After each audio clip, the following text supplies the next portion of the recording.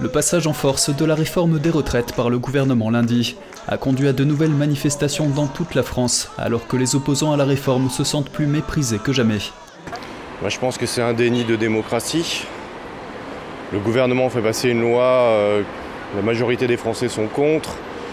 L'Assemblée nationale est contre. Utiliser le 49.3, c'est un mépris de l'opinion des Français.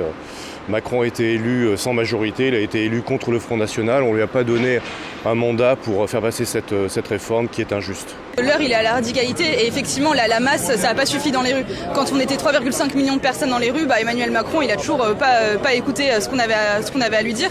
Donc maintenant, il faut passer également à des modes d'action plus radicaux, donc les blocages notamment de l'économie. Là-dedans, nous, on peut avoir notre part à faire.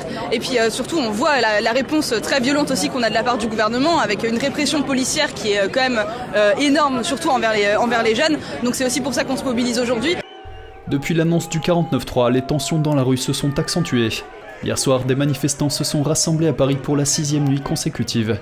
Au cours des nuits précédentes, les manifestants se sont battus avec la police et ont brûlé les déchets accumulés depuis plusieurs jours dus à la grève des éboueurs. Lundi soir, un policier a frappé et mis KO un manifestant. Un témoin oculaire a déclaré à Reuters que le manifestant était resté inconscient pendant environ 5 minutes après avoir été frappé par le policier en tenue anti-émeute, qui s'est ensuite éloigné. Après que les images soient devenues virales, le chef de la police de Paris, Laurent Nunez, a déclaré qu'il y aurait une enquête.